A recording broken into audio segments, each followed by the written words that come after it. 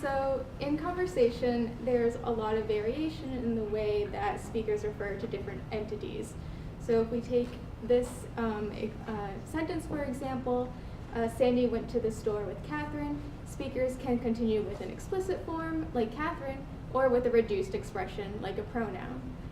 So in addition, speakers can vary their pronunciation from reduced to prominent, so as we saw in the last talk. And so in this example, the name Catherine can be drawn out for emphasis, or it can be shortened and less intelligible. So this variation in pronunciation has been shown to be affected by predictability. So usually when we think about predictability, we think about lexical predictability, where everyone can predict what the next word will be based on the context. So for example, in this phrase that's always brought up, a stitch in time saves 9. 9 is predictable because it's a well-known phrase. And because of that, speakers are more likely to not emphasize the word 9 due to it being predictable. There's also referential predictability, which is how likely a specific referent will be mentioned again. So speakers are more likely to re-mention certain referents, making them predictable in the discourse. So for example, reference in the subject position are more likely to be re-mentioned in addition to more probable reference, repeated reference, and reference already given in the discourse. So this type of predictability has been found to affect acoustic variation as well, as in the more referentially predictable an entity is, the more likely it will be reduced. So one specific type of predictability that our lab focuses on is thematic role predictability. So today I'll be focusing on the thematic roles of transfer verbs. So in this example, Sandy threw the ball to Elise. The verb threw assigns Sandy as the source of the transfer, and Elise as the goal. And so we know from previous research that when given the choice, speakers tend to continue talking about the goal more than the source. And because people tend to care about goals more, this leads to more references to the goal. So we can characterize this as the goal being more predictable than sources. So given what we know about predictability, we would expect that thematic role predictability also affects acoustic reduction. So there are two general accounts that can explain why words are reduced. However, our focus is not to test between these two accounts. So rather, we'll be looking at the role of planning and how that relates to the production process. And so these first two accounts were also mentioned in the previous talk as well. So I'll be going over them again. And so this first account is audience design, where speakers choose to say things in order to successfully communicate to the listener. So speakers can emphasize the information if it isn't predictable to the listener, or they can reduce if they know that the listener can predict what they're going to say next. So here, if the speaker expects the listener to know that Elise will be mentioned again, they might pronounce Elise more quickly. So this is just one possible hypothesis as to why words might be reduced, but we won't be focusing on this account for today's talk.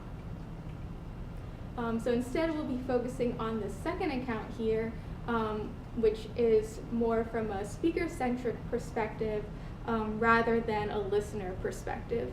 So words might be reduced because they're reflecting facilitation in production. So this facilitation-based account suggests that when it's easier to process a word, it's likely that it'll be said faster. So in regards to predictability, this view supports the idea that more predictable words will facilitate production, leading to more fluent responses. So we have evidence from previous work that there are concurrent effects of both audience design and facilitation on acoustic variation. But for today's talk, we'll be focusing on the role of planning. So why exactly should we care about planning? Well, we know that predictable information tends to result in reduction. However, we don't know why this is the case. So one hypothesis stems from the facilitation account, which predicts that if information is easier to process, then a speaker may be overall faster in their responses.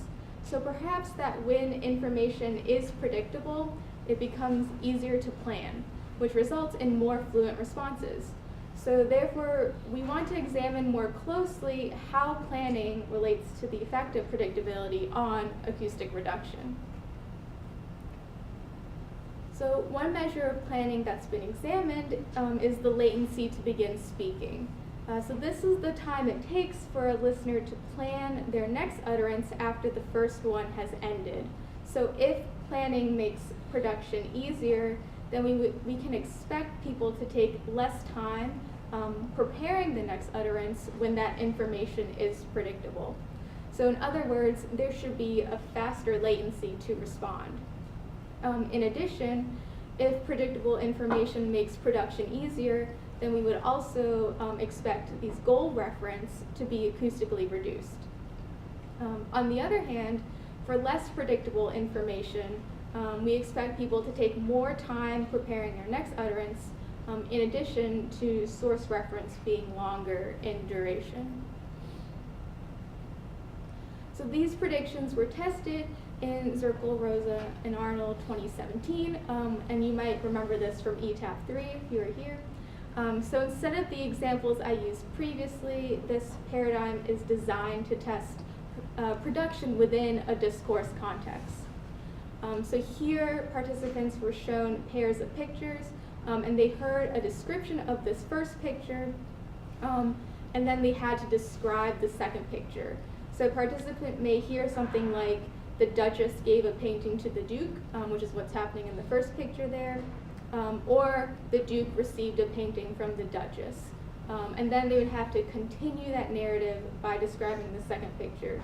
And so this A and B here is to control for grammatical role, and this was controlled for within each item, so where the goal is either in the subject position or in the non-subject position. So due to the way that this study is set up, the second picture either features a goal referent like the Duke in this specific example, or a source referent. So in this example, it's a goal continuation because that next picture features the goal referent. But then there are also source continuations where the second picture features the source referent. So in trials where participants do continue with a goal referent, we expect that the goal referent to be easier to plan because goals are more likely to be re-mentioned than sources. So these results from Zirkle et al. 2017 show that goal continuations are shorter than source continuations when looking at the duration of the target referent. So by the way, in this graph and the following graphs, duration will be shown in milliseconds, but just keep in mind that the models are using log transformed data. Okay, so then when latency to begin speaking is plotted as the dependent measure, they found that there are shorter latencies for goal continuations than for source continuations. So just based on this data, you might think that thematic role affects both duration and latency. But when looking at the relationship between latency and duration, the two are correlated. So here in this graph, we are plotting latency binned across trials on the x-axis, and then the duration of the target word on the y-axis. So they found that this difference in duration between the goals and sources is no longer significant. And so there's actually an overall effect of latency on duration. So where shorter latencies are correlated with shorter duration of the target word, but there's no significant effect of thematic role on duration. So from this research, thematic role predictability is affecting latency, but why is that the case? So why do goal and sources affect latency but not acoustic reduction? Well, maybe we have to look at an earlier form of planning. So maybe people are taking their time to plan earlier and less time is needed to plan right before the utterance. So alternatively, maybe goal relationships are easier to describe and plan, resulting in shorter latencies for goals. So in order to address these questions, there needs to be a measure of early planning. So most language models agree that there is some sort of planning happening even before the utterance. And they also agree on planning happening over time. So though it's hard to pinpoint which stage planning occurs, we can investigate whether this happens earlier on or later. So people can begin planning conceptually very early on, but latency as a measure doesn't account for that. So latency has already been examined as a later form of planning. So now we want to address whether early planning relates to the effect of thematic role predictability on acoustic reduction. So how exactly can we capture early planning? Well, we can use eye tracking. So eye tracking will reveal fixation patterns during a certain time window.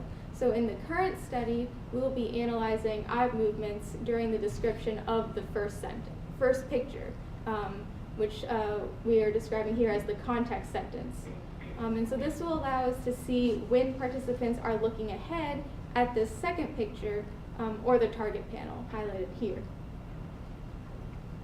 And so by using eye tracking, we can see what speakers are doing during this context sentence that they hear that's used to describe that first picture. So while they're listening to this sentence, if they're looking ahead to the next panel, then we can take that as evidence that they're considering what they want to say for the next utterance. So the study design is similar to the paradigm from Zirkle et al. 2017. So in this task, participants are told that they're a tabloid photographer and that they have to solve a murder. So the participant hears a sentence that describes this context panel, and then they have to describe the target panel. So these pairs of pictures each create context within each trial, and then every trial comes together to form a story. So that means that context is built within the entire experiment as well. So because we want to know whether participants are looking ahead, they see both of these pictures throughout the entire trial on the computer screen. So importantly, there's a manipulation of thematic role between items, where the target panel is either a source continuation or a goal continuation. So here, a participant could hear either sentence A or B, and again, to control for grammatical role. And so here, the source referent is featured in the next panel. So then they have to talk about that source referent. So in this example, now the target panel features the goal referent. So a participant could hear the Duchess handed a painting to the Duke, which describes that first picture. And then they may respond with, Anne threw it in the closet, or and he threw it in the closet, or and the Duke threw it in the closet.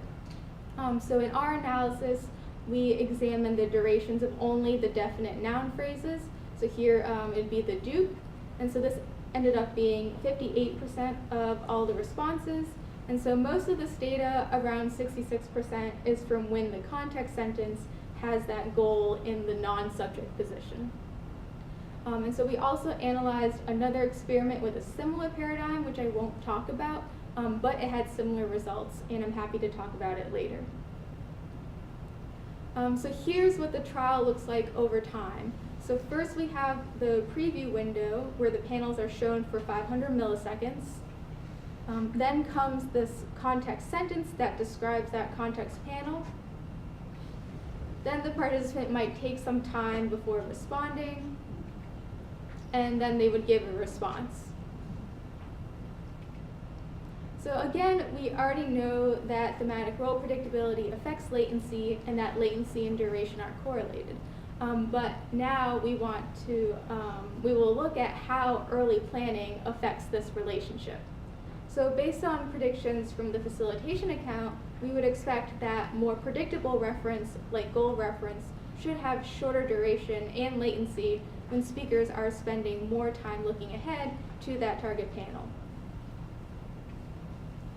So here, when we look at whether predictability affects acoustic reduction, where duration is the dependent measure, we find that thematic role does significantly affect duration. We see that overall goals are shorter in duration than sources. But as we've seen before, this is only significant when latency is not controlled for. So once latency is accounted for, then thematic role is no longer significant.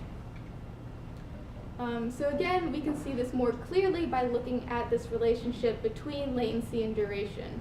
So here, latency is binned across trials on the x-axis, where the lowest bin represents the short latencies to begin speaking, and the highest bins are the longer latencies. And so we can see here that there's no difference between the durations of goals and source reference. And again, because latency is an outcome measure, the number of trials in each bin varies. So we can see that there are more goal trials for the shorter latency bins, and then more source trials for the longer latency bins. So in other words, the difference in duration for goals and sources is actually due to this difference in latency. So goals are shorter in latency, and shorter latencies predict shorter duration. So again, this isn't anything new because these results were found in Circled All 2017, and this gives us a reason to look at eye tracking as a measure of early planning. So now we'll look at early planning, with early planning measured as looks to that target panel during this context sentence window. So this context sentence is what participants hear that describes that first panel there. So here's what the overall fixations look like. So here percentage of looks is plotted on the y-axis, and then time is on the x-axis. The first 500 milliseconds is the preview, where participants see both the panels, and then at 500 milliseconds, the context sentence begins. The blue line represents looks to the context panel, while the orange line is to the target panel. So during that context sentence, which is shaded here, you can see that participants are starting to look ahead to the next panel. And if you can't see that shading, it's between the two red lines. So on this graph, average looks is binned across trials on the x-axis, where in the leftmost bin, there are close to 0% of looks to the target panel, and then in the rightmost bin, there are close to 80% of looks to the target panel. And here, latency is the dependent measure. So we see that looking ahead does lead to shorter latencies. So if you spent more time planning earlier, it's likely that you'll spend less time planning after the context sentence finishes, resulting in less time needed to begin responding. And there's also a thematic role effect. So latency is shorter for goal continuations compared to source continuations. So more time spent planning earlier leads to shorter latencies to begin speaking. So now we want to look at how early planning affects duration. So if we look at duration as the dependent measure with average looks again binned across trials, we see that looking ahead does not lead to shorter duration. So if you spent more time planning earlier, it doesn't affect how long the duration of that target word will be. And we also don't see an effect of thematic role. So duration isn't different for goal and source continuations when you look ahead to that target panel. So in other words, eye tracking as a measure of early planning during this time window doesn't explain the difference in the duration between goals and sources. So more time spent planning earlier does not lead to shorter duration. So lastly, we want to look at whether thematic role predictability affects early planning, because maybe goal reference are easier to plan earlier. So here we find that thematic role predictability does not significantly affect looks to the target panel. So there's no difference in looking ahead between these goal reference and source reference. So these results provide a better look at the relationship between utterance planning and reduction. So we find that for goal continuations, the latency to begin speaking is shorter, so speakers are more fluent with their responses. Additionally, when speakers look ahead earlier, their latency to begin speaking is shorter as well. However, early planning does not explain this relationship between predictability and duration. So instead, latency is the one predicting reduction. So to conclude, we find that thematic role predictability affects the latency to begin speaking, but early planning is not explaining the effect of thematic role predictability on acoustic reduction. So latency is playing a role in this relationship between predictability, acoustic reduction, and early planning, which suggests that latency is a key step in this relationship. So, thank you.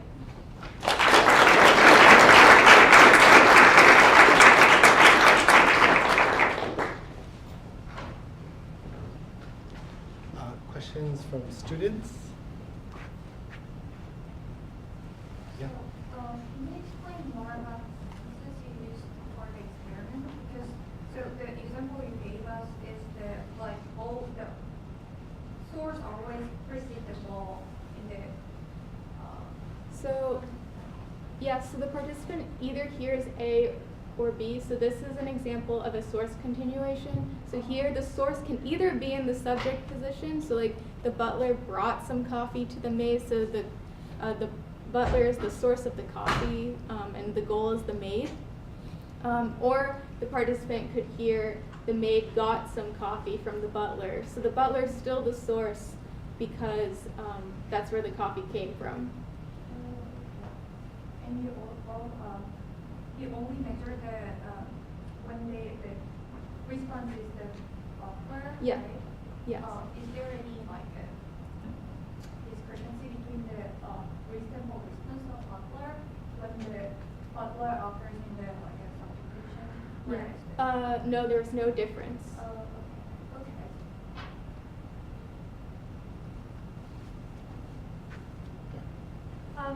Super cool. I am curious about the general assumption about like correlating reaction times and or latencies and durations, because as you might know, there's variability in how speakers' speech rate is realized, and there are some people who just talk slower. And so anytime I see a correlation between reaction times and durations, I wonder if it's just these are slower talkers and so these are faster talkers. Have you worked around accounting for individual speaker speech rate, or have you thought about that? So I don't know if this accounted for it, but like in our models we had participant as random effects in our model, but in terms of like having really slow speakers, we did have we did exclude outliers, so people that did have really like short latency or really fast latency. No, we didn't exclude people, we just included trials. Yeah. Oh, sorry, trials. Yeah, just trials, and there weren't very many, I think there were. Yeah. Importantly, these conditions are manipulated within speakers, so what we're looking at is a comparison of each speaker with themselves across conditions. And so it's not that, we don't have different people in different conditions. So assuming that they would have the same general speech rate across all the conditions, that should flush out. There's questions from students.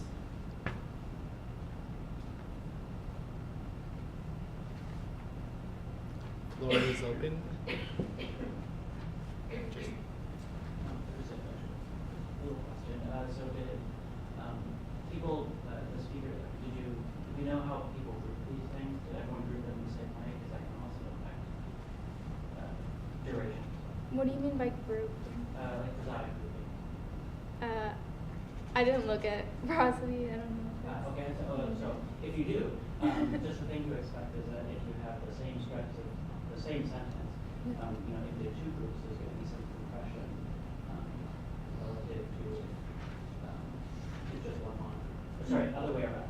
So you get this prosodic compression where if the phrase is very long, people kind of speed up their articulation rate. And so if you're just memorizing one or two words, it's going to look, you're going to find different areas.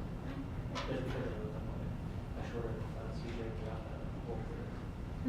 Thank you for the suggestion. So that's my clarification. Are you talking about the two sentences, the context and the target? Are you saying like when they hear, the butler brought some coffee to the maid and the butler lit a fire? Are you talking about those two sentences and whether they're, or are you? Or just any other, I guess.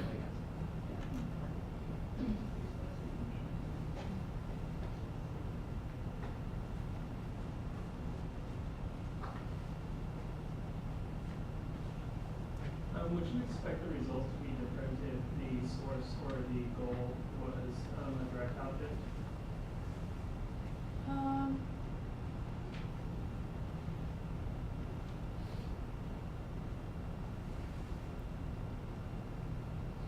I guess I'm not quite sure because here we're just looking at reference, but of people, I guess, in this specific study. So, sorry, I don't really know.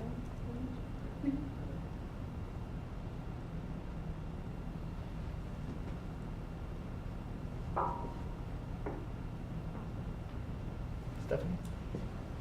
I'm not too sure I should be asking this question because it's so basic. So if you don't want to deal with it, don't deal with it, okay? I can understand, let's see, there were 3 steps in this proposed process. So it makes sense to me that if something is predictable, it might be easier to plan in the sense you could retrieve it more quickly. Because it might already be activated or something by your expectation. And I can understand that if it's easier to plan, it might be faster for you to start your response. The step that always eludes me here is why is it that starting earlier, faster, should result in reduction? I mean, according to these results, it seems like latency and duration or reduction is correlated. So if you have shorter latency, you're more likely to have a shorter reduction of that target word. But why? So we wanted to look at early planning to see, well, An answer? One answer could be sort of if it takes time to serially process sounds of the word, and you get to those sounds more quickly, if you've already, if it's been semantically primed, you might shorten it, right? So like Gary Dell has this example, imagine you're at a spelling bee and someone says spell onomatopoeia, right? You can know exactly how to spell it. You're going to go slowly because it takes time to sort of retrieve each of those sounds. So that could be a reason why you reduce when something is primed. So you go more slowly because you have more of them to retrieve? More of them, or it's more difficult to retrieve, or more difficult to sort of bring activation up if you think about it in terms of a spreading activation. I mean, that's one way of sort of thinking about it. Yeah, I think if I can add something. So another reason is that we don't always pre-plan everything. So we're doing a lot of incremental planning. And we're not only doing incremental planning of the target word butler here, but we're also planning the stuff that comes after it in order to produce it fluently. And so you can imagine if you're not ready to go with the word after, you want to say the butler lit the fire. If you're having trouble with the word lit, because you haven't gotten to planning that yet, you're going to have to slow down the word butler and stop and pause, and then you can retrieve the word lit. And so if you've had a chance and these things are linked, because if the word butler or if the butler concept is predictable, which makes it easier to retrieve butler, you can begin working on lit earlier. And so these incremental processes make it possible for you to speak more fluently if you're able to get going earlier and get it all planned ahead of time. That's the idea. I have a feeling that maybe part of my confusion comes from what the word reduction means. In this paper, does reduction just mean shortening? Yes. But it probably goes along with other kinds of, I mean, that's what we're measuring here is duration, but it probably goes along with other kinds of phonological processes as well. It would be very interesting to know that. Yeah, we just know that, I mean, it's just a lot harder to get Oh, of direct course. access to that, so this is what we're obviously mentioning, yeah.